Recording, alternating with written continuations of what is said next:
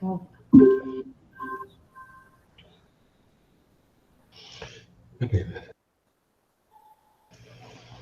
hoje a gente vai trabalhar...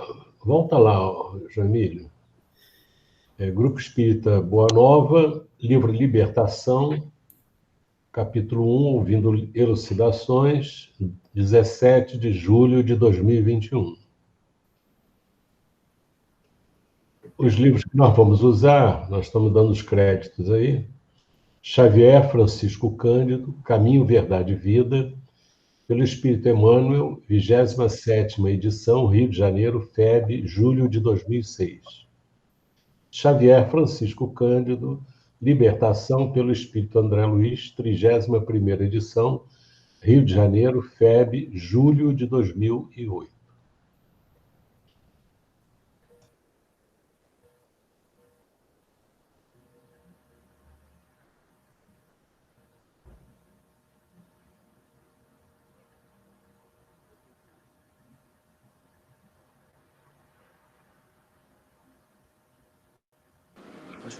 Posso, Luzia? Pode, filho. Capítulo 106, Dar. E dá a qualquer que te pedir, e ao que tomar o que é teu, não lhe tornes a pedir. Jesus, está em Lucas, capítulo 6, versículo 30. O ato de dar é dos mais sublimes nas operações da vida.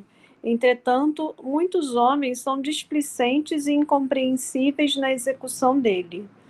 Alguns distribuem esmolas levianamente, outros se esquecem de vigilância, entregando seu trabalho a malfeitores. Sobe.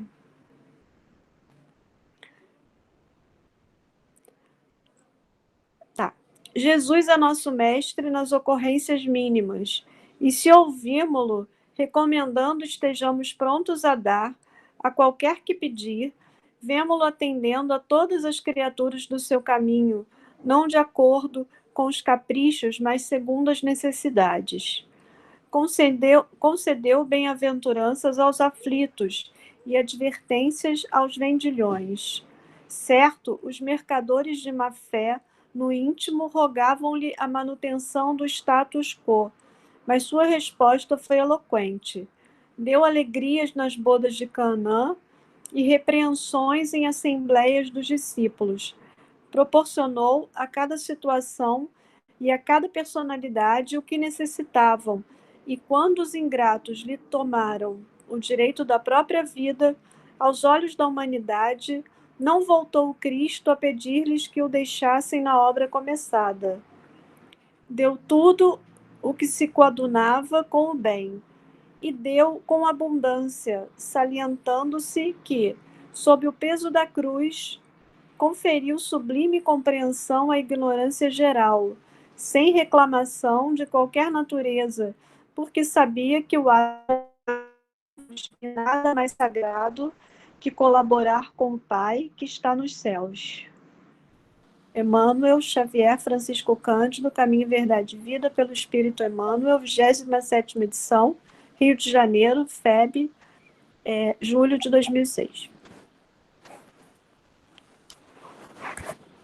Então, vamos, meus irmãos, elevar os nossos pensamentos, agradecendo, como sempre, mais uma vez, a oportunidade de estarmos aqui reunidos, em seu nome, Pai querido, em nome de Jesus, para que possamos estudar, aprender as suas mensagens, Jesus, que deixastes para nós.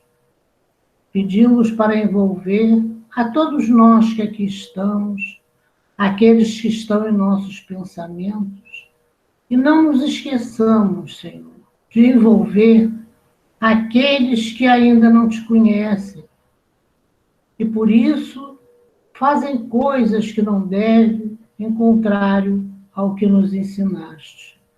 Mas pedimos também por aqueles que te conhecem e da mesma forma continuam agindo, desrespeitando os seus ensinamentos, pedindo coisas que não estão no programa para ser pedidos. Na verdade, te conhecem, mas não te compreendem. E pedimos por nós, Senhor, que estamos nos esforçando para aqui estarmos, para realmente que possamos fazer parte desses trabalhadores que estão procurando fazerem parte do conjunto daqueles que estão trabalhando para se melhorarem e, na verdade, seguirmos os seus ensinamentos. Ajuda-nos, Senhor. Faça-nos, por favor, entender por tudo aquilo que possamos estar passando, pedindo por todos realmente que estão nessa situação difícil, mas sabemos que se ela existe, porque é necessário para nós. Então, ajuda-nos, Senhor, não nos livre do mal, mas fazemos entender por que ele existe e fazemos a nossa parte para que possamos fazer parte daqueles que um dia pretendem e querem a paz para todos nós. Que a nossa reunião transcorra em paz, em harmonia, em aprendizado, como sempre, Senhor. Graças a Deus.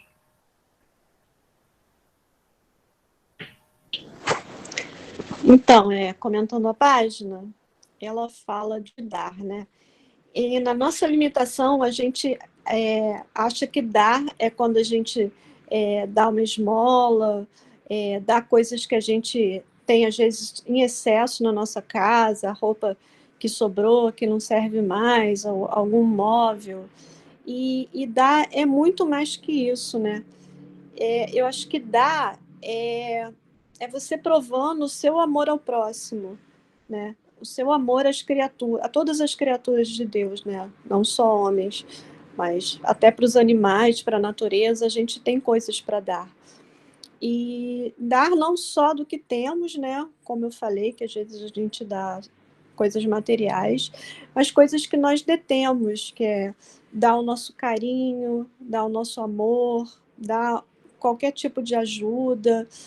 E como Jesus fazia também, dar não significa só fazer um carinho, passar a mão na cabeça. Dar não é só isso. Muitas vezes dar é você dar um puxão de orelha também, dar uma orientação segura, dar uma palavra mais firme. Então, tem várias coisas que nós podemos e devemos dar, e cada pessoa tem algo a receber de acordo com a situação daquele momento, né? Então, as pessoas têm necessidades diferentes, como eu falei, não é só, às vezes não é só sempre igual um filho, você não pode sempre passar a mão na cabeça, você muitas vezes tem que orientar, tem que repreender, tem que ser mais firme. E isso é um modo também de dar, e isso de uma certa forma é o amor pelo próximo. Acho que é isso. Lindo, né? Essa mensagem também, como a da manhã do Boa Nova, né? Lá no finalzinho, né, Lourdinha, ele fala que o ato de dar vem de Deus, né? Jesus ensinou a gente porque ele aprendeu, né? Vem de Deus, do Pai, e nada mais sagrado que colaborar com o Pai que está nos céus, né? É isso que você falou, né? Nossa ação de dar é algo assim sublime, né? Tem várias formas da gente dar, né? Como você falou aí. Achei muito lindo também essa reflexão da gente estar sabendo, né? Que o ato de dar vem de Deus, como a gente sabe, tudo vem de Deus. Né? E também pensei que pode dar para a natureza, nossa ajuda, nosso respeito pela natureza, pelos animais. Então é bem profundo isso. Só dar coisas para pessoas, né? Para o espírito encarnado, mas também para outros seres. Isso. Vamos passar agora o estudo. Oi. Pode falar, Sheila, desculpa. Fiquei lembrando também, quando eu li do pedir e obtereis, né? Que vai receber né, de acordo com o merecimento, né? Pode pedir, mas o ato de dar, como Jesus fez, né? Por que Jesus deu aflição como bem-aventuranças, né? Uhum. Né? Então, o ato de dar, como a Lourdinha falou, né? É muito sublime, como fala aqui no início, é um dos mais sublimes, mas ele precisa ser dado com as limitações de acordo com as necessidades de cada um, né? Exatamente.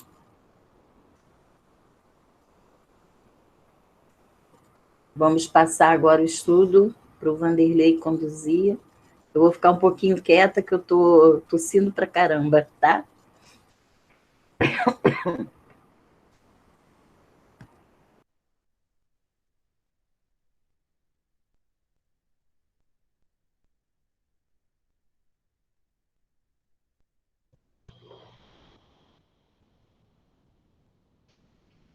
Ô, João Emílio, vai lá para frente até achar uma linha amarela, por favor.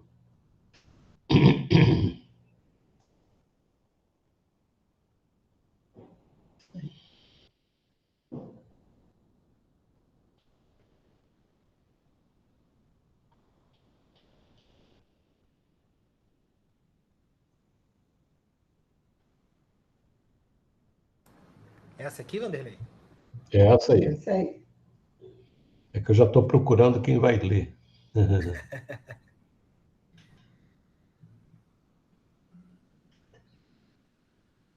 Entendi aparecer.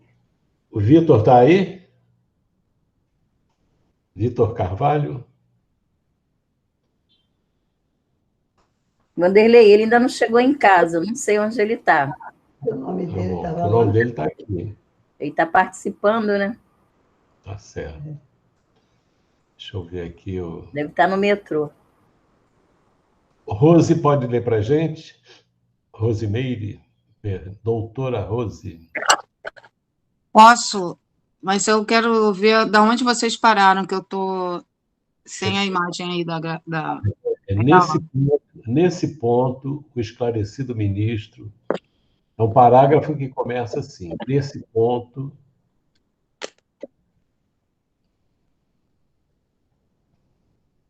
Não é muito longe, não. Tem umas Vanderlei, ele mandou dizer que está a caminho, tá? Está na... legal. Quando chegar, me avisa aí.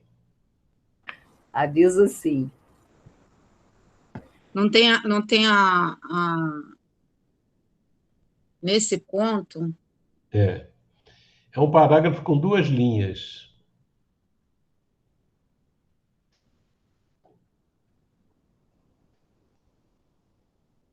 não tem, é o que eu estou no livro, ele é diferente. Tá. Mas se você for pelos parágrafos, você vai achar. Capítulo 1. No capítulo 1, né? Ah, tá, já achei. Achou, né? É. Nesse Então, ponto... isso. Está me ouvindo? Estou. Sim. Nesse ponto, o esclarecido ministro fez longa pausa, fitou-nos bondoso e continuou. Mas, além do principado humano, para lá das fronteiras sensoriais que guardam ansiosamente a alma encarnada, amparando-a com limitada visão e benéfico esquecimento, começa vasto império espiritual, vizinho dos homens. Aí se agitam milhões de espíritos imperfeitos que partilham com as criaturas terrenas as condições de habitabilidade da crosta do mundo. Seres humanos situados noutra faixa vibratória apoiam-se na mente encarnada através de falanges incontáveis, tão semiconscientes na responsabilidade e tão incompletas na virtude quanto os próprios homens. A matéria, congregando milhões de vidas embrionárias, é também a condensação da energia, atendendo aos imperativos do eu, que lhe preside a destinação. Do hidrogênio às mais complexas unidades atômicas, é o poder do Espírito eterno a alavanca diretora de prótons, nêutrons e elétrons na estrada infinita da vida. Demora-se a inteligência corporificada no círculo humano em transitória região, adaptada às suas exigências de progresso e aperfeiçoamento, dentro da qual o protoplasma lhe faculta instrumentos de trabalho, crescimento e expansão. Entretanto, nesse mesmo espaço, alonga-se a matéria noutros estados, e nesses outros estados, a mente desencarnada, em viagem para o conhecimento e para a virtude, radica-se na esfera física, buscando dominá-la e absorvê-la, estabelecendo gigantesca luta de pensamento que ao homem comum não é dado calcular. Vamos parar aí e comentar, por favor? Então, ele fala dos espíritos, né, que estão desencarnados e que têm as mesmas imperfeições, né, que os encarnados, né, que são falanges incontáveis, semiconscientes na responsabilidade, né, e ele fala que a matéria, congregando milhões de vidas embrionárias, é também condensação da energia, atendendo aos imperativos do eu que lhe preside a destinação. Ele fala, esses imperativos do eu, que eu entendi, ainda é a imperfeição, né? Moral, tanto dos encarnados quanto dessas falanges. E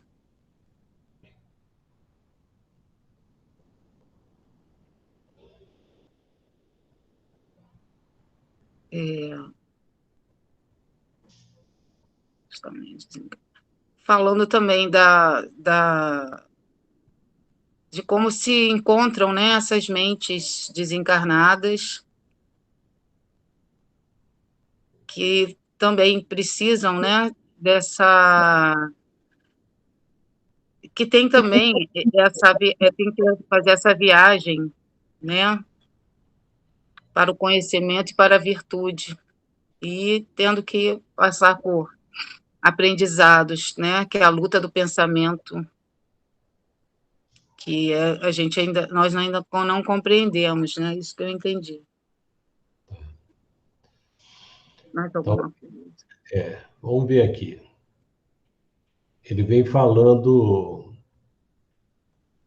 ele traz para a gente um panorama, né, da Terra, da esfera física, em que a humanidade se situa, e da esfera espiritual próxima à Terra, mais próxima, mais ligada à vida física. Ele diz que, para lá das fronteiras sensoriais que guardam a alma encarnada, quer dizer, aqueles que estão encarnados, amparando-a com limitada visão e benéfico esquecimento. Olha só, é interessante que até facilita para nós, a gente entra, Deus nos coloca no corpo físico, numa faixa vibratória de ordem material, e nos limita a visão. E isso é uma coisa benéfica, né? Porque os quadros que nós veríamos, e a gente vai ver adiante aí, não seriam quadros que nos tranquilizariam, né? E nos traz o benéfico esquecimento do passado. A gente sabe que quando nós cometemos erros, crimes, o que for, e que a nossa consciência desperta e a gente reconhece os equívocos que cometemos, nós nos lembramos daquilo de uma forma dolorosa.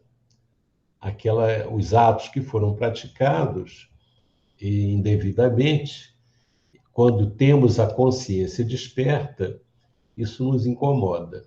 Então, Deus nos concede esse esquecimento quando encarnamos, relativo, né? Um esquecimento relativo, para que nós tenhamos condições de recomeçar a nossa vida no esforço de cumprir a lei de Deus, de fazer o que é certo, né? Então, nós temos uma humanidade que está no corpo físico com essas limitações, a limitação da visão e a limitação da memória do nosso passado.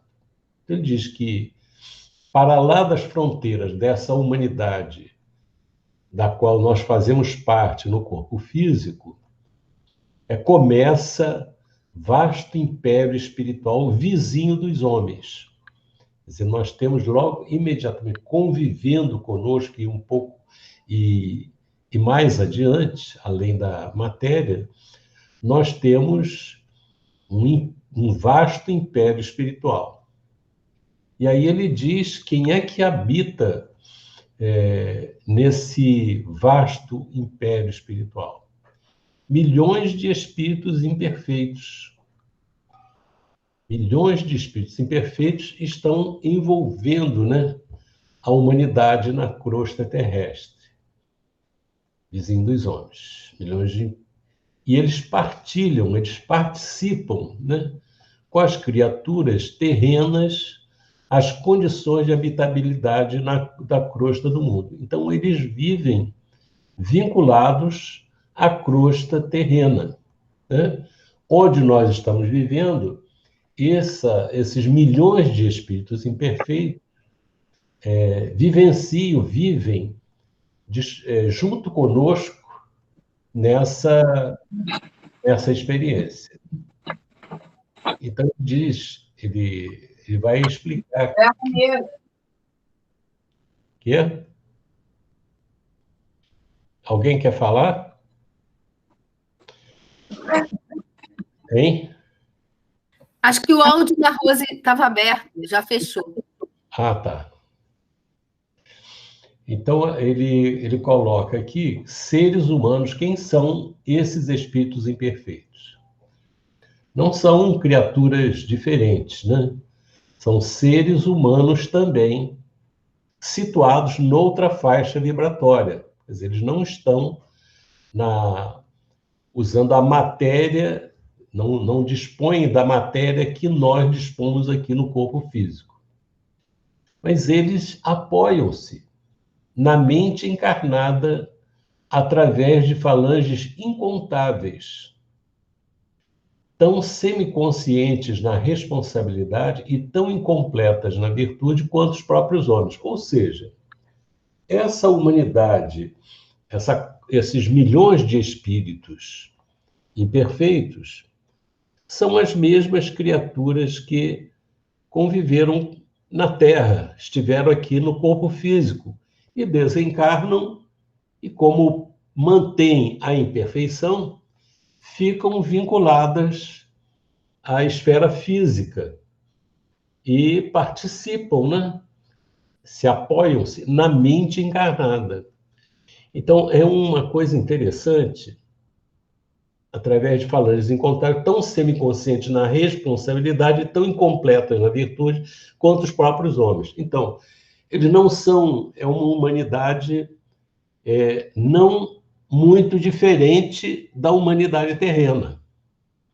Ou seja, nós respiramos, nós, a humanidade, o mesmo, de um modo geral, o mesmo clima dessas entidades. Isso me faz pensar nessa condição que nós estamos, dessa pandemia da Covid, em que nós tomamos cuidados, lavamos as mãos, né? Colocamos máscara, evitamos aglomerações. Para quê? Para evitar um vírus que nós não enxergamos. Mas a gente faz isso porque nós aprendemos que eles existem e que eles são perigosos. Eles afetam a nossa saúde física e podem nos levar à morte. Mas existe um grupo de pessoas que, mesmo tendo condições de reconhecer que eles existem, pelo desenvolvimento da ciência e pelo mal que eles podem fazer, que não se precavêm. E, além do mais, se tornam instrumentos de contaminação daqueles outros que estão, como eles, desavisados, não digo desavisados, não acreditando na existência deles, e que podem até envolver pessoas que estão tomando os seus cuidados, né? Eu comparo isso com a ação desses espíritos. O espiritismo, assim como a ciência material, nos desvendou a existência dos vírus, e desse vírus especialmente, agora que nos incomoda, o espiritismo é uma ciência do espírito, que nos revela a existência de espíritos imperfeitos que se apoiam na mente encarnada e que podem gerar grandes prejuízos de ordem moral e podem levar a criatura a um desequilíbrio profundo. E, terminada a vida física, essas pessoas que se afinam com esses espíritos passam a fazer parte da mesma comunidade espiritual imperfeita, semiconsciente na responsabilidade e sem virtudes, como os próprios homens. E aí a gente fica num processo de retroalimentação. A imperfeição da criatura humana encarnada alimenta a imperfeição das criaturas desencarnadas próximas à crosta terrestre. E esses espíritos imperfeitos alimentam a imperfeição dos encarnados. Isso é pior que uma pandemia. É uma coisa que atinge não o corpo, mas atinge a alma, que sobrevive. Então, o ministro Flaccus está trazendo ao nosso conhecimento, mostrando, olha, essa é a realidade.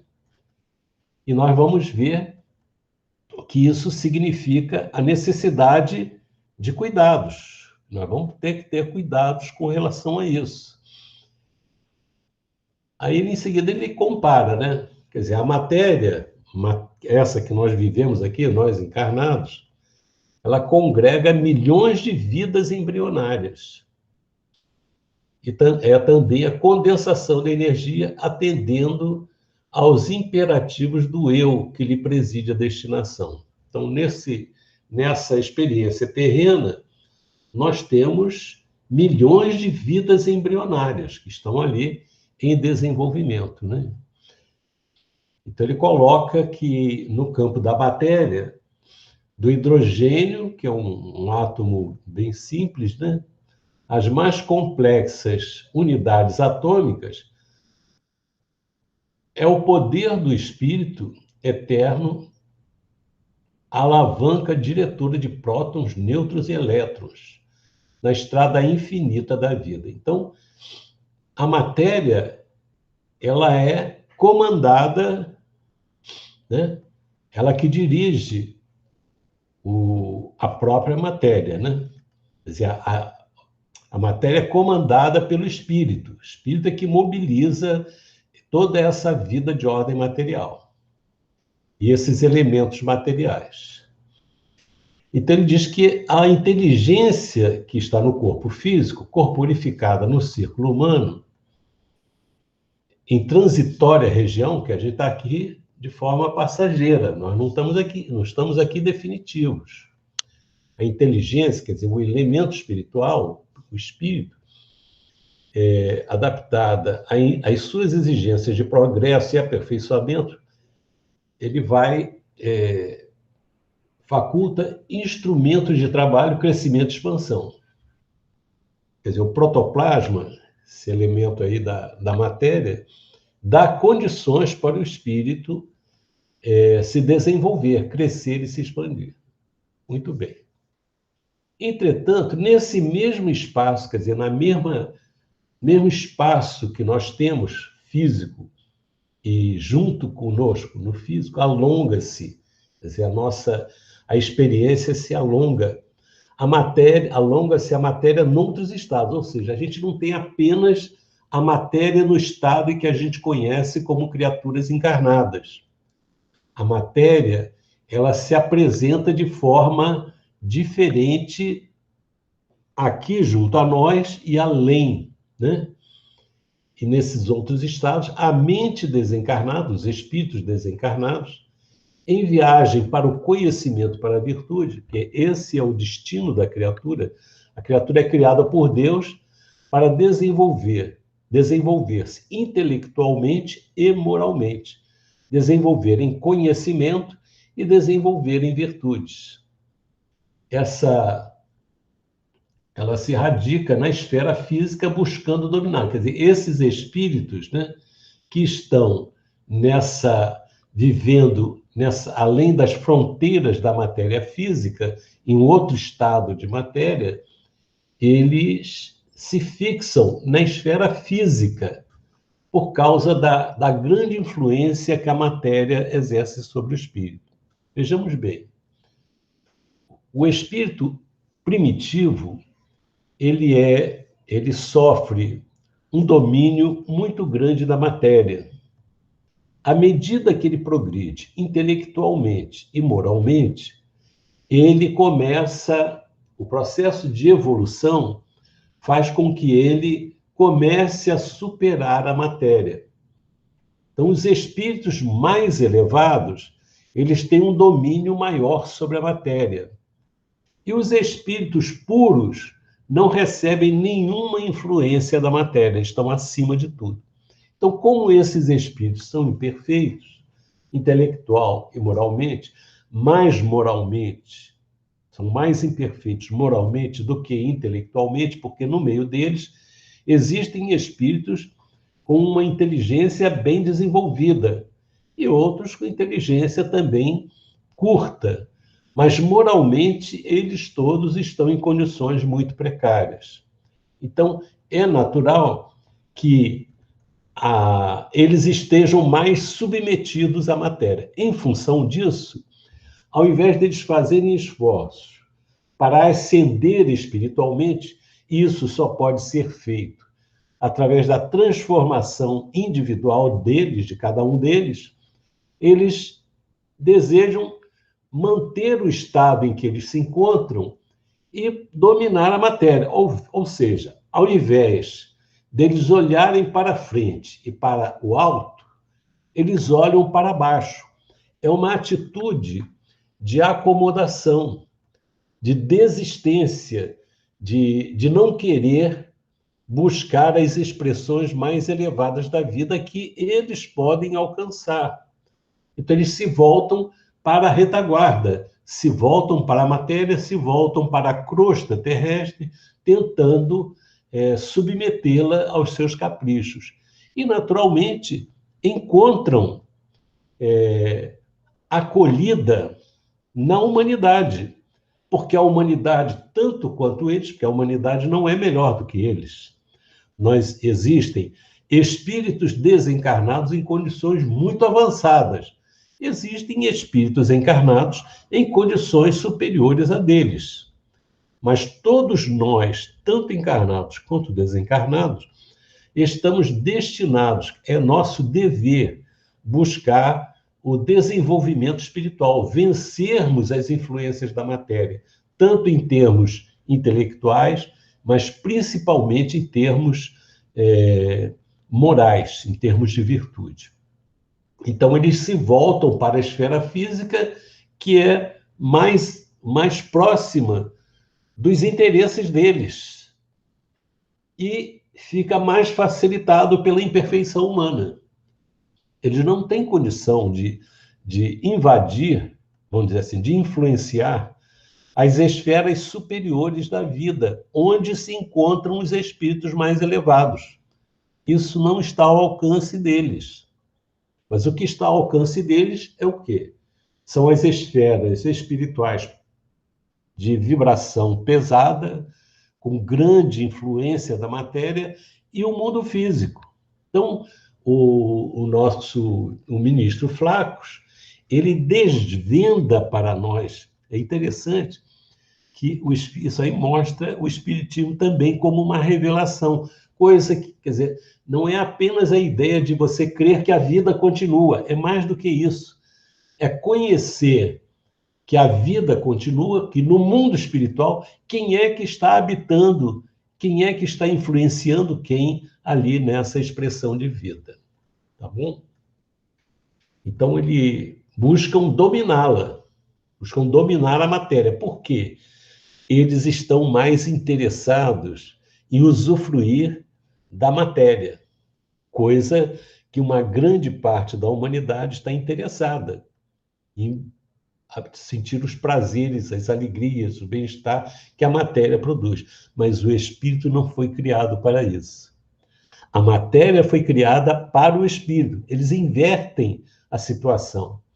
Ao invés de utilizar a matéria para se elevarem, eles procuram mergulhar na matéria, como se a matéria fosse o paraíso para eles, que ela tivesse todos os recursos para satisfazê-los. E quando a gente diz eles, nós não queremos nos retirar disso. Às vezes não, com certeza, em vidas passadas, nós estivemos sob esse enfoque. Tivemos essa visão. Agora, nós não estamos libertos da matéria ainda. Nós não desprezamos a matéria, nesse sentido que eles prezam. Nós aprendemos esse quadro e a importância de vencer esse domínio, esse magnetismo que a matéria exerce sobre a criatura. Então, quer dizer, por isso que o Kardec coloca lá que o verdadeiro espírita, naturalmente, o espírita perfeito é um verdadeiro espírita, mas o verdadeiro espírita não é apenas essa pessoa de grande elevação, é aquele que conheceu esse quadro e está fazendo esforços para vencer as suas deficiências, ou seja, para desenvolver a virtude. Tá? Vamos seguir. Eu vou pedir o João Emílio. Pode ler, João Emílio? Posso sim. Então, lê para a gente. Leio.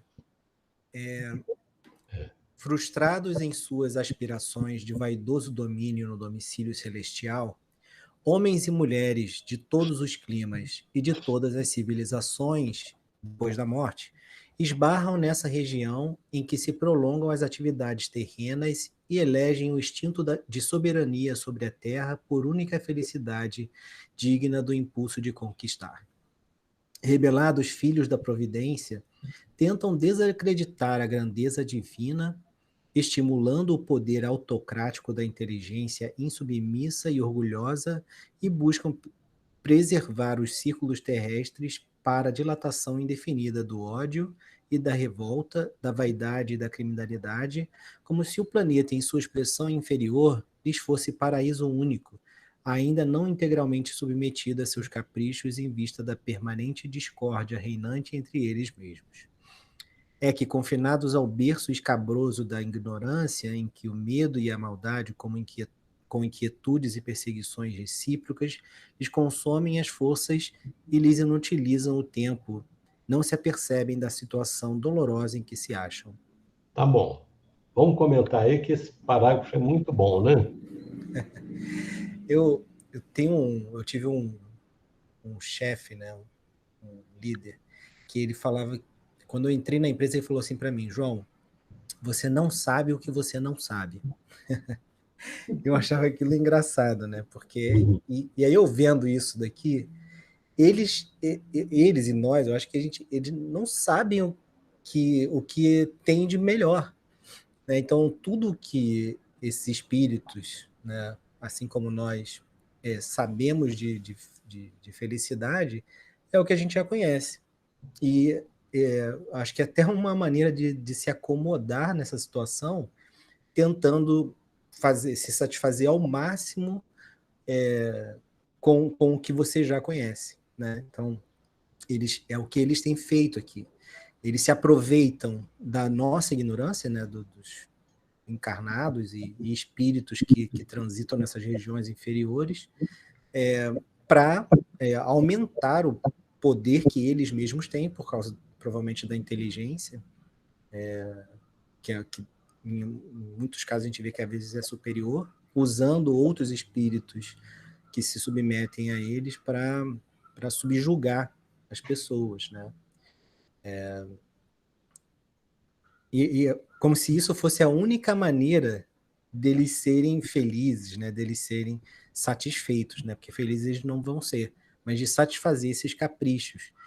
Porque eles conhecem o mundo muito bem e conhecem as pessoas e sabem que nós estamos submetidos à matéria também e usam essa nossa fraqueza contra nós a favor, assim, dos interesses deles, né?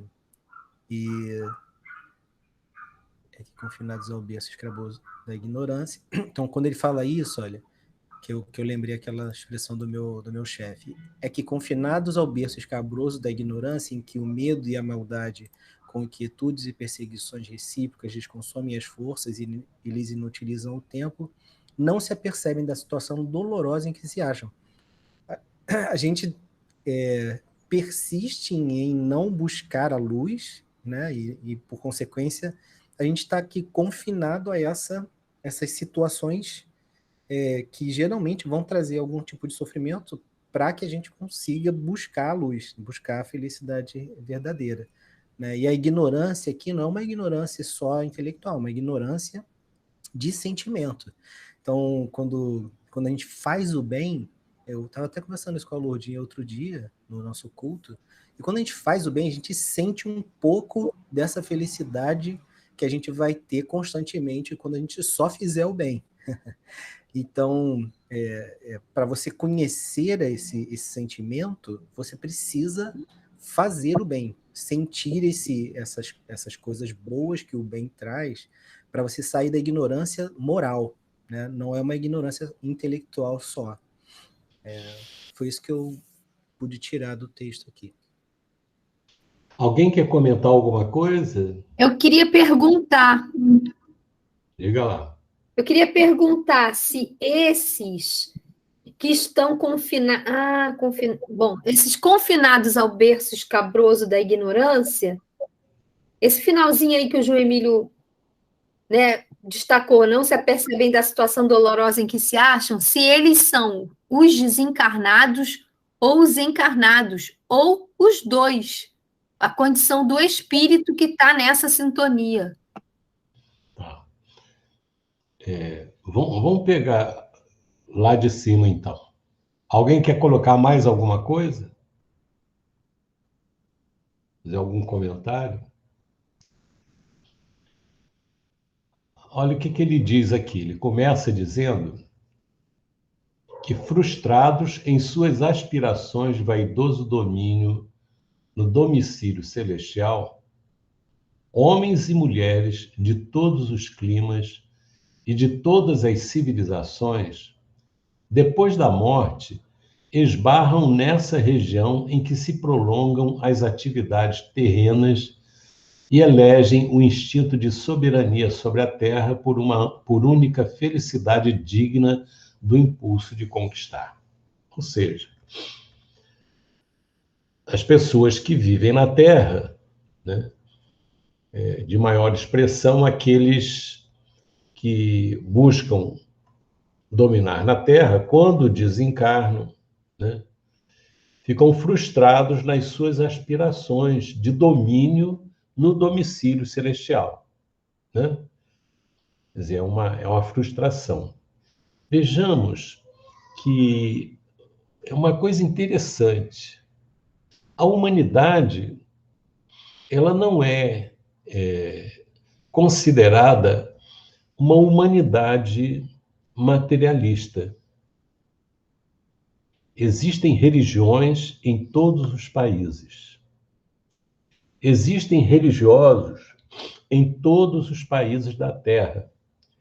Existem templos em toda parte do planeta. E quando a gente olha hoje, as grandes lutas políticas que existem e guerras, elas têm uma presença muito forte das religiões. Coisas assim impressionantes. Quer dizer, eles têm algum conhecimento, mas parece que todas as religiões acabam trazendo para a grande maioria uma ideia de que elas são capazes, essas religiões, de conduzir as pessoas que estão aqui na Terra, após a morte, a um céu, a um paraíso, a alguma condição mais elevada. E muitos que cumprem esses preceitos religiosos todos, quando desencarnam, sentem uma frustração imensa, porque isso não ocorre. Isso não ocorre. E é interessante que algumas pessoas, durante a vida, já começam a desconfiar disso. Eu lembro que está anotado lá no Novo Testamento que um intérprete da lei lá de Israel, à época de Jesus, chega para Jesus e pergunta como poderia conseguir a vida eterna. Ora, ele era o intérprete da lei. Ele sabia o que a lei dizia, seguia as orientações religiosas do seu país e vai perguntar a Jesus o que ele deveria fazer para conseguir a vida eterna. E Jesus pergunta a ele: o que está escrito na lei de Deus? Na lei. Ele diz certinho: amar a Deus sobre todas as coisas, com todas as suas forças, com toda a tua alma, com todo o teu coração, aquela série de explicações, né? E ao próximo como a si mesmo. Olha, isso daí é da época de Moisés. É muito antigo. E Jesus respondeu muito bem: faze isto e viverás. Poxa, simples, como diz o pessoal, simples assim, né? Simples assim. Ele sabia. Essas orientações, eu acredito que estejam em todas as religiões. De alguma forma, elas estão em todas as religiões. E as pessoas sabem disso. Mas o problema não é saber isso. O problema é fazer isso. Porque para fazer, nós não temos que brigar com ninguém. Nós temos que lutar contra as sombras que existem dentro de nós, os maus hábitos, né?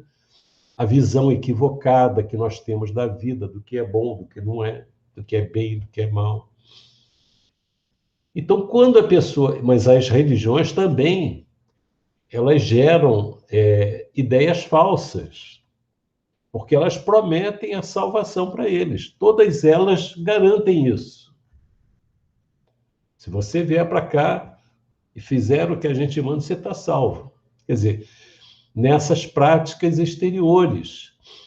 Mas a prática interior, que é a fundamental, não é trabalhada. Então, as pessoas vivem no corpo físico querendo conquistar as posições no mundo físico.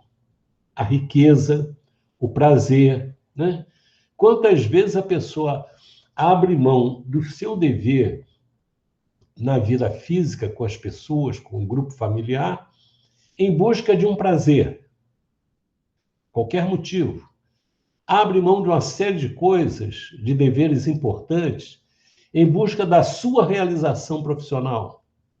abre mão de várias coisas para conquistar o poder, conquistar o dinheiro, conquistar a fama e por aí vai. Ou seja, a pessoa coloca, embora religiosa, a humanidade religiosa, ela quer conquistar as coisas da terra. Quando Jesus, e naturalmente os orientadores das diversas religiões devem ter trazido, e Jesus com certeza, os outros devem ter trazido orientações importantes para a vivência. A gente vê que Estevão, ele, sem ter conhecido os ensinamentos de Jesus, mas conhecendo apenas os ensinamentos do Velho Testamento, ele procedia como um verdadeiro cristão. Ou seja, no Velho Testamento tinha orientações suficientes para a pessoa que quisesse se tornar um verdadeiro cristão, um homem de bem. Mas para atrair as pessoas, os líderes religiosos, às vezes, iludem as pessoas, dizendo que ela pode continuar daquele jeito, mas faça alguma doação ao templo. Eram as oferendas nos altares, as promessas, né? Os cultos pagos, o que for. Ilude a pessoa, fica com a ideia de que ela, no fundo, ela sabe que aquilo não serve para nada. Mas ela quer se enganar para continuar fazendo o que estava fazendo. Então, quando desencarna, aí não tem jeito, você tem que encarar a realidade da vida. E aí é uma frustração. Então, a gente vê líderes religiosos que chegam no mundo espiritual, e a gente inclui nós espíritas também. Nós não estamos, se não seguimos, nós vamos encontrar isso. Chega na vida espiritual e é aquela frustração. Poxa, eu pensei que estava bem, né? Até hoje eu vi um debate lá, eu achei muito interessante, né? A pessoa falando, 2 dirigentes espíritas desencarnaram. E um falava, poxa, a gente vai ficar bem, porque nós somos dirigentes de centro espírita. Tá bem. Nós vamos vamos dizer assim, o equivalente a um céu. Aí foram chegar e foram encaminhados para uma fila enorme, né? Uma fila enorme. Nossa, essa fila aqui está muito grande. Vamos perguntar para que é essa fila. Perguntaram à senhora, essa fila é para quê? Essa fila é para ver se a gente vai entrar no céu. Ah, é? Então, nós vamos lá para frente, que nós somos dirigentes espíritas, nós vamos ser atendidos na frente de todo mundo, que a gente vai para o céu. Mas aí, antes de sair, eles perguntaram, qual o número da senhora? 1520. Nossa, mas a gente vai lá para frente. Tchau, hein? Qual o nome da senhora? Como é que é o nome dela? Né? Qual? Meu nome é Madre Teresa de Calcutá. Ela estava com 1520, ou 5.000 e tanto lá. E o camarada achando que já estava lá na frente, só por causa do cargo. E assim, muitos religiosos, né? Palestrantes, reverendos, pastores, padres, papas, santos, santificados na terra pelos homens, e por aí vai. Então, isso dá uma frustração, que o camarada, poxa, eu tenho que ter um tratamento especial. Então, eles se frustram. E quando a pessoa se frustra, o que ocorre? Em alguns, a pessoa fala assim, poxa, eu estou completamente enganado, tem que mudar meu enfoque de vida aqui na vida espiritual. Quer dizer, o André Luiz fez isso, né? Não era religioso, mas quando encontrou a realidade da vida espiritual, ele, poxa, eu tenho que mudar a modo de ser. Aí ele percebeu que devia ter um criador de tudo aquilo e orou, e aí daí para frente ele começa o trabalho de mudança. Mas, de um modo geral, quanto mais alta a posição da pessoa na Terra, acostumada a ser reverenciada e tudo mais, costuma ocorrer uma reação de, poxa, isso não é possível, uma revolta, uma atitude assim de desesperada, né? E a pessoa começa a ver assim, o que eu vou fazer? Tá, rebeldia, né? Não aceitação daquele quadro. Então, eles são rebelados, filhos da providência, tentam desacreditar a grandeza divina. Ao invés de desacreditar da vida que eles tiveram, que nós tivemos, o espírito começa a querer desacreditar de Deus. Deus não existe. Se existisse, me colocaria lá em cima, né?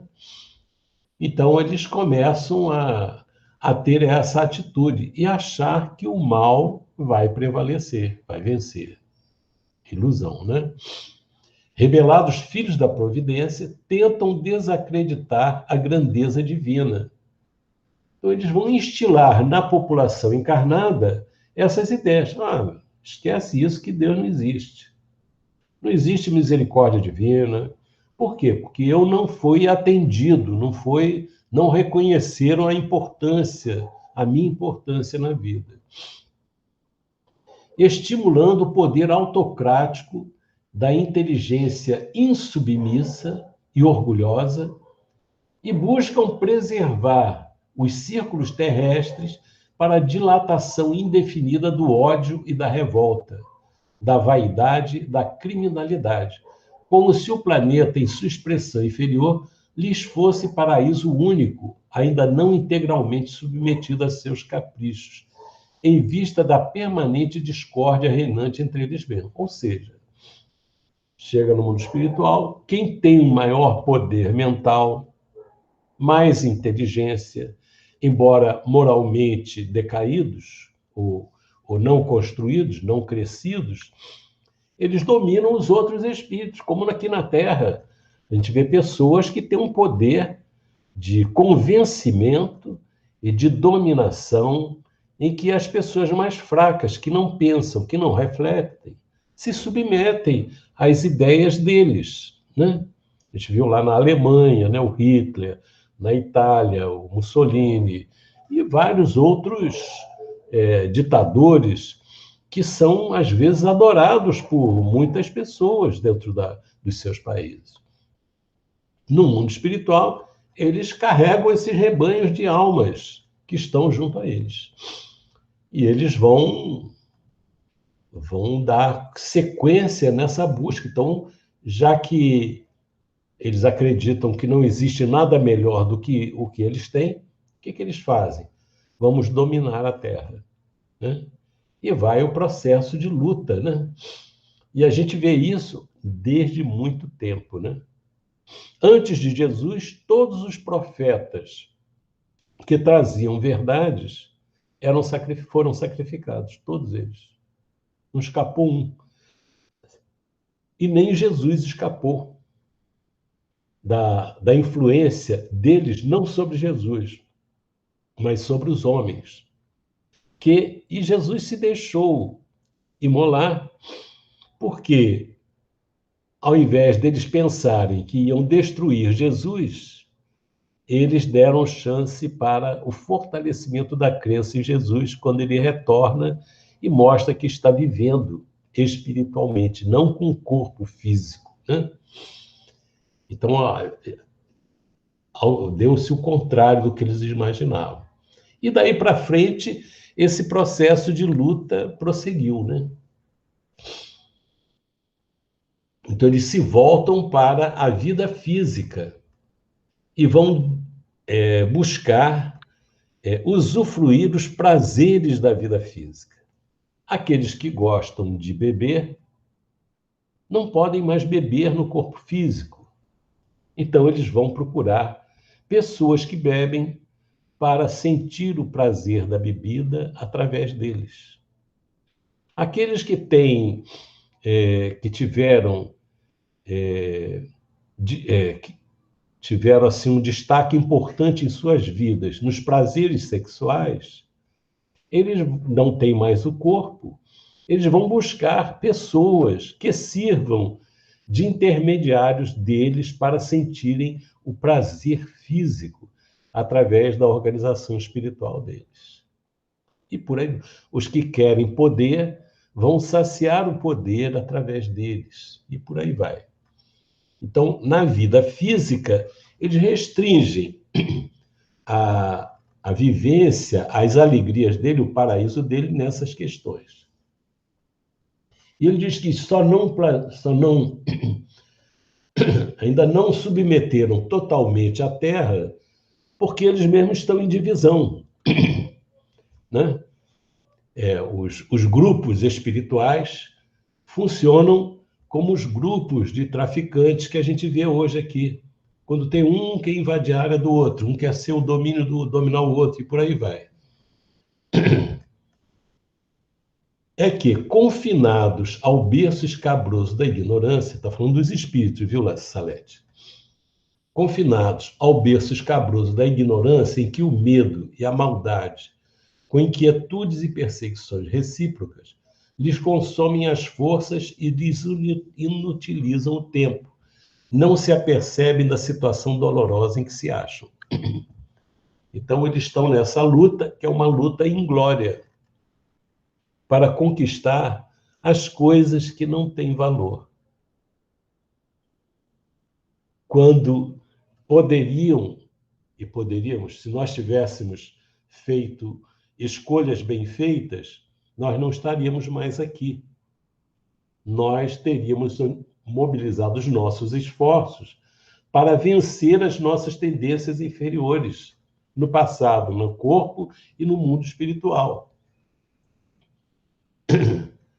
Então, não ficaríamos confinados, né, nesse berço escabroso da ignorância, em que o medo, quer dizer, ele estabelece o domínio pelo medo, a maldade, o poder de ameaçar, de assustar, de desenvolver o medo, de deixar a pessoa submetida a ele, os espíritos e os encarnados, com inquietudes e perseguições recíprocas. Eles consomem as forças e lhes inutilizam o tempo, é uma perda de tempo. Não percebem a situação dolorosa em que se acham. São infelizes e levam muito tempo para perceberem a própria infelicidade. Né? Atendeu, Salete? Pode falar. Eu entendi desde o primeiro lá, que o frustrados em suas aspirações, que era a realidade dos espíritos. E impressionante como a nossa visão aumenta, até lembrei de coisas que agora já passaram do livro, né? Como é que a nossa visão aumenta em relação à existência dessa realidade espiritual, né? Que a gente fica muito...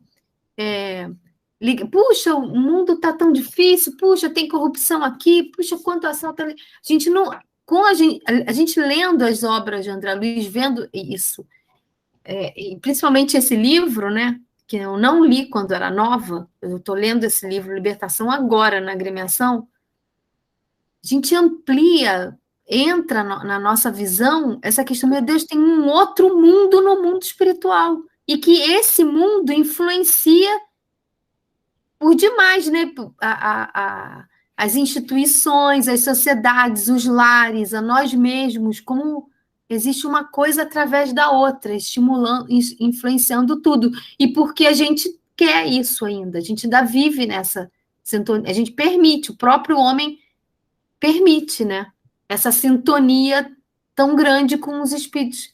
Quer dizer, um e o outro é quase a mesma coisa, né, Vanderlei? A humanidade permite e quer. É isso que faz uma ligação muito grande. Diga, Sônia. A minha pergunta é a seguinte. Fala mais alto, Sônia. Espera aí que eu vou tentar melhorar, aproximar. Melhorou? Melhorou. A minha pergunta é a seguinte. Eles tentam desacreditar a providência divina. Eles agem com nível de consciência? Eles são conscientes do que eles estão fazendo ou eles agem sem consciência? Porque às vezes a gente vê aqui na Terra também, eu estou tentando fazer um paralelo para reflexão, de pessoas que agem para prejudicar as pessoas e a ação delas tem uma expansão muito grande. Um ato delas tem uma expansão muito grande. Elas agem consciente mesmo do que elas estão fazendo ou elas estão iludidas? Vou tentar dar um exemplo. Não sei se é pertinente ou não. Mas, por exemplo, essa ação que a gente vê de pessoas, né, tentando comprar vacina, e isso prejudica muita gente, essa corrupção aí. O fato de corrupção. A gente percebe que isso tem um impacto muito grande, é muito sério, né, essas ações. Vai prejudicar muita gente com o objetivo de você ganhar dinheiro. Você não está pensando no outro. A minha pergunta é, essas pessoas agem com consciência? Será que elas têm essa reflexão do impacto da ação dela na vida do outro? Porque na questão dos espíritos desencarnados também, a gente vê que eles são rebelados, né, tentam desacreditar a grandeza divina. Eles agem isso com consciência ou eles estão ao sabor das circunstâncias? Porque, dependendo das respostas, ou do nível de consciência, a responsabilidade é muito grande. Né? Ou então o egoísmo está muito grande. Não sei se eu me fiz compreender essa minha reflexão ali. Fez sim, fez sim. Olha, pelo nível de conhecimento intelectual das pessoas, elas sabem que isso tem reflexos importantes sobre uma coletividade grande. Tanto é, e a humanidade sabe disso, que essas coisas não estão só previstas pela lei de Deus, pelas religiões que elas seguem. As próprias leis humanas configuram essas atitudes como crimes, por causa das consequências disso tudo, né? Então, a gente observa que isso, ao longo da vida, a pessoa vai abrindo exceções e vai se acostumando e achando normal aquilo. E existem outras pessoas que são envolvidas. Elas não são capazes de tomar a iniciativa de fazer isso. Mas elas têm receio de não fazer por perda de emprego, pelas retaliações. Então, a gradação entre as pessoas varia. E existem desculpas que as pessoas dão para justificar ou para explicar, para aquietar a consciência. Não estou fazendo isso porque isso é importante, porque esse dinheiro vai ser utilizado para o bem do povo depois, lá na frente. Entendeu? Então, é uma postura assim de... A pessoa se ilude. Agora, as mentes... elas têm noção, com a inteligência desenvolvida, elas têm noção, né? Agora, na hora da revolta, elas acham que devem trabalhar contra Deus. É como eles fizeram com Jesus. Indispuseram o povo contra Jesus. Indispuseram quem? Primeiro, os líderes religiosos, os líderes políticos da época, né? Que na época de Jesus, os líderes religiosos eram líderes políticos, né? De Israel. Eles se sentiram ameaçados por Jesus, pela verdade que ele trazia. E eles queriam deter aquele poder deles ali. E se iludiam que aquele poder aí dava a eles privilégios na vida espiritual, né? E dominar o povo ficou mais fácil, né? Envolver o povo. E os espíritos atuaram sobre todos que deram brechas, inclusive os apóstolos, né? Então a gente observa, quer dizer, no caso de Pedro, foi o medo. Foi o medo que ele sentiu. No caso de Judas, foi a ambição pelo poder, de tornar Jesus um líder político para retirar a dominação de Roma, né? Então a gente observa, cada um vai ter uma brecha. E nós, quer dizer, Jesus, quando vem, ele vem trazer para nós um caminho de libertação. Mas Jesus foi preso. Como é que ele é livre? Ele é livre.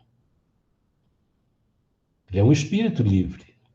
Estevão era um espírito livre. Saulo não era. Ele levou a vida inteira para se libertar, seguindo os ensinamentos de Jesus. Então, Jesus vem e nos traz ensinamentos que os espíritos agora reforçam para a nossa libertação dessas influências. Mas não só da nossa libertação. Jesus não está interessado apenas na libertação daqueles que creem nele. Jesus está interessado na libertação também daqueles que lutam contra ele. Tanto é que esse trabalho que eles estão começando são para atingir, para alcançar aqueles que agem dessa forma aí, para dominar a Terra. Então, o objetivo, por quê? Porque Jesus sabe que eles serão felizes quando abrirem mão dessas posturas. Nós não sabemos o nosso passado. Agora, a gente imagina que nós devemos ter estado nesse clima de revolta no passado, pelas nossas reações perante as pequenas coisas. Imagina a nossa reação, qual seria no passado, sem conhecer o Espiritismo, sem conhecer os ensinos de Jesus, sem aceitá-los, confortáveis no mundo. O que nós deveríamos ter sido no mundo espiritual? Não sabemos. Por isso que é bom a gente não olhar para esses espíritos como criaturas que não têm salvação. Tem quando elas quiserem. Quando elas acordarem. E cabe a nós, nessa vida, mantermos-nos acordados, vigilantes, porque a nossa máscara não é a mesma da Covid. Nós temos que ter outros mecanismos. A nossa higiene não é apenas lavar as mãos. É uma higiene espiritual. É uma luta para não deixar uma frestazinha, que são tantas. E quando perceber, fechar aquilo ali, bloquear aquilo, entendeu? É um trabalho de resistência que devemos fazer. Tá bom? Vamos pedir a quem agora? Quer falar? Vanderlei, também eu fiquei pensando nisso que a Sônia falou, e com essa descrição desse parágrafo aí, né, de uma situação, traçou um perfil do que pode acontecer, né, frustrados em suas aspirações de vaidoso domínio do domicílio celestial. Eu fiquei pensando assim, quantos casos hoje de coisas que acontecem na Terra não é para tirar não é para justificar as nossas fraquezas e as nossas brechas e as nossas dificuldades, não, mas quantos casos corrupção, feminicídio, suicídio, tem uma nuvem dessas testemunhas ao lado, né? Acontece uma influência grande dessa realidade espiritual, né? Daí essa necessidade da gente se voltar para Deus, buscar. Daí também eu acho que a nossa responsabilidade, nós espíritas, pelo tanto que nós estamos recebendo de instrumentos para nos sustentarmos na fé, num momento como esse, né? É isso aí. Vamos dar prosseguimento? Pedir para Sheila Carrozino ler para a gente. Pode ser, Sheila? Bem. Então, fora do amor verdadeiro, toda união é temporária e a guerra será sempre o estado natural daqueles que perseveram na posição de indisciplina. Um reino espiritual dividido e atormentado cerca a experiência humana em todas as direções, intentando dilatar o domínio permanente da tirania e da força. Sabemos que o Sol opera por meio de radiações, nutrindo maternalmente a vida a milhões de quilômetros. Sem nos referirmos às condições da matéria em que nos movimentamos, lembremos-nos de que, em nosso sistema, as existências mais rudimentares, desde os cumes iluminados aos recôncavos das trevas, estão sujeitos à sua influenciação. Como acontece aos corpos gigantescos do cosmos, também nós outros, espiritualmente, caminhamos para o zênite evolutivo, experimentando as radiações uns dos outros, neste processo multiforme de intercâmbio, atração, imantação e repulsão. Aperfeiçoam-se mundos e almas na comunidade universal. Vamos comentar isso? Então, ele está nos colocando que nós estamos todos mesmos interligados, né? Então, ele fala que fora do amor verdadeiro, que seria bom que o mundo estivesse já envolvido, nosso mundo, né, envolvido nesse amor, né? Mas ele fala que toda união é temporária e a guerra ainda, né, será o estado, né? A guerra coletiva, a guerra de fórum íntimo, né? O conflito íntimo vai continuar sendo ainda a nossa posição de indisciplina. Mas ele coloca também que o Sol, a radiação do Sol, ela nutre, né, a todos, desde os seres rudimentares até os recôncavos das trevas estão sujeitos a essa luz, né, a esse amparo, não falta amparo a ninguém. E aí ele fala também que, como acontece aos corpos gigantescos do cosmos, também nós outros caminhamos para o zênite evolutivo. Então, é o progresso, é tudo que a doutrina espírita nos apresenta, né? Nós estamos todos caminhando. Aqueles que ainda estão nessa condição de tanta dificuldade, né? Já indo no mal, né? Dessas imperfeições, dos crimes, como a Sônia trouxe, tanta corrupção, mas, de qualquer maneira, todos irão acordar em algum momento. Então, Deus não tem pressa, né? Ele espera por todos nós. Ele fala que é nesse processo multiforme, né? Nessa troca, aí estão as leis da física, né? Da atração, da repulsão, é que a gente vai se aperfeiçoando, né? Quer dizer, como nós falamos, tanto os mundos quanto as almas na sua individualidade, porque estamos todos caminhando para Deus, né? É isso que ele está colocando para a gente. Ele está colocando ali esse estado no mundo espiritual em que eles não conseguem estabelecer esse domínio total sobre a Terra. a gente vê antes que, em função das lutas entre eles mesmos.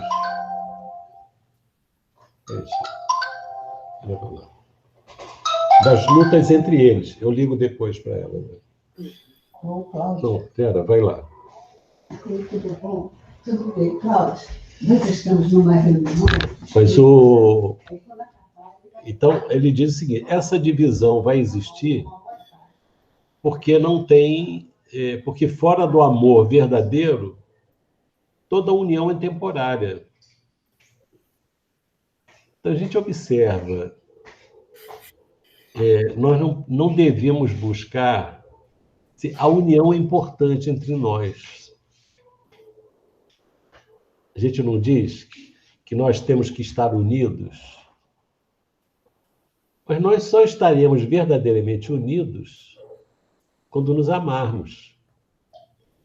Se nós não nos amarmos verdadeiramente, a união que nós tivermos será temporária. Nós queremos estar unidos aos espíritos superiores nos nossos trabalhos. Mas se nós não tivermos amor, essa união vai ser temporária, porque as influências de ordem inferior vão sobrepujar aquele amor frágil, né? Sim. Então ele fala que é um reino espiritual, esse, além da experiência física, dividido e atormentado, cerca a experiência humana em todas as direções, intentando dilatar o domínio permanente da tirania e da força. Quer dizer, eles não utilizam, não buscam, essas esferas espirituais inferiores, não buscam desenvolver o amor, buscam desenvolver o medo, a tirania, a força, para ter o controle das coisas. Mas é um controle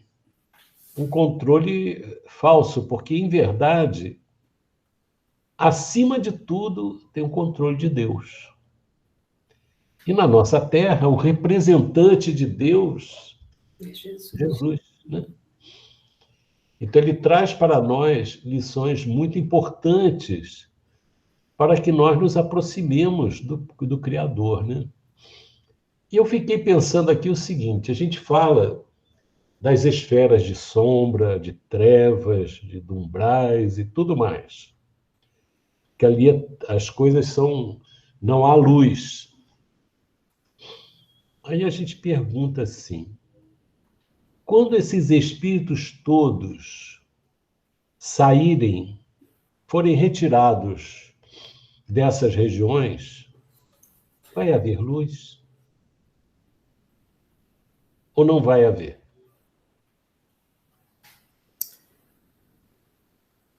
Que a gente chama de regiões trevosas, regiões das sombras. Ali não tem luz. Tem luz. Quando esses espíritos forem retirados dali, nós vamos ver a luz ali. Por que a gente diz que não tem luz?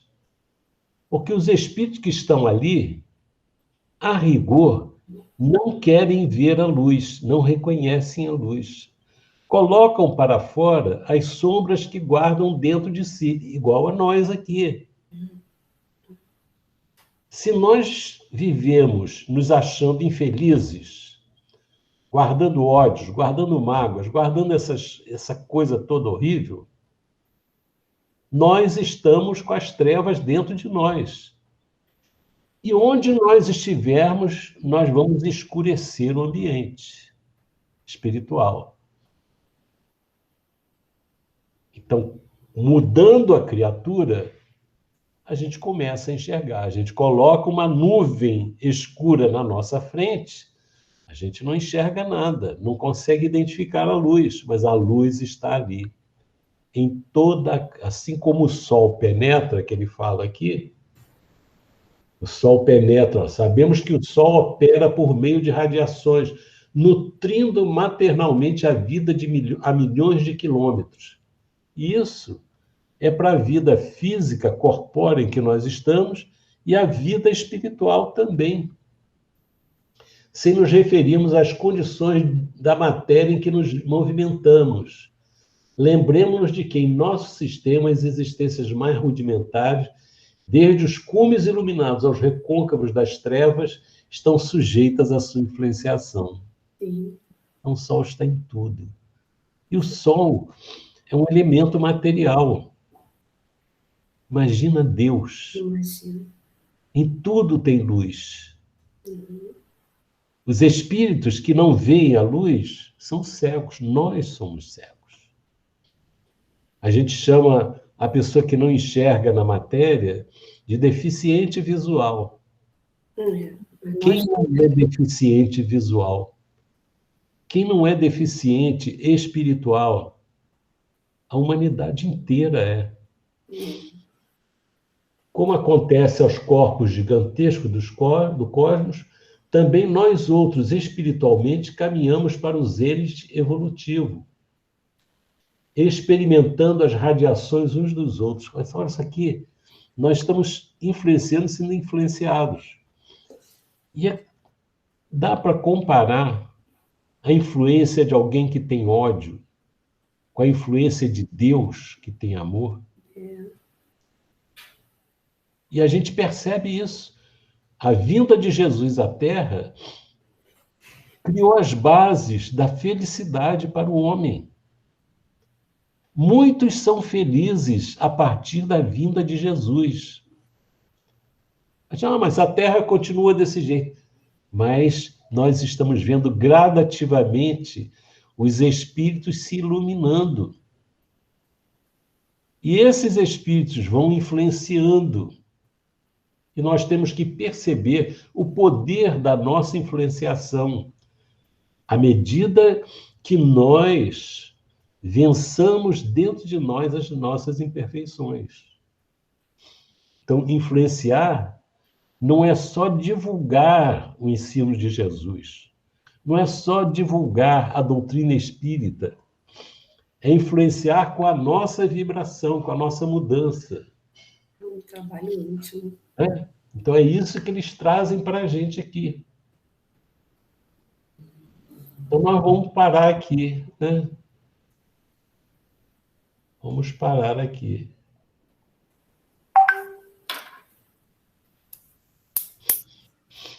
Tá bom, João Emílio? Amarelei aí, ó. Dentro de semelhante realidade, a gente vai continuar daí. Tá? Tá bom. Quanta coisa tinha aqui, né? Poxa, a gente não estava lá na palestra do ministro Flacos, mas eles mandaram umas dicas para a gente, né? Nós somos penetras, não é isso? Nós somos...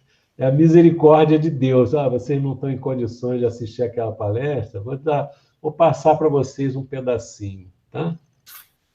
Aí nós estamos aqui aproveitando, bebendo isso, né? Isso já é felicidade, não é mesmo? A gente enxergar, puxa,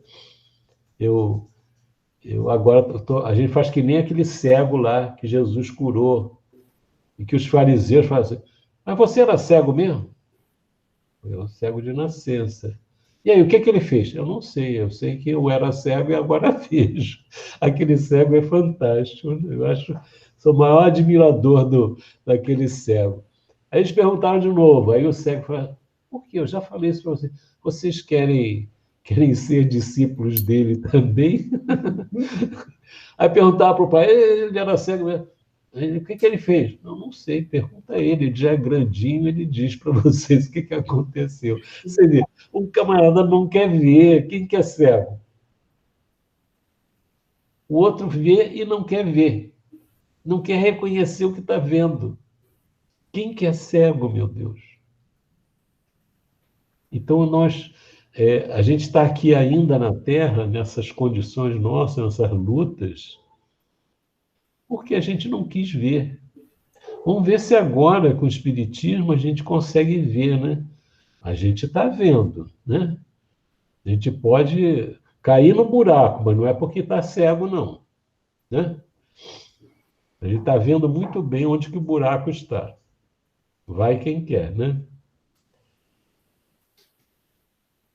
É isso aí.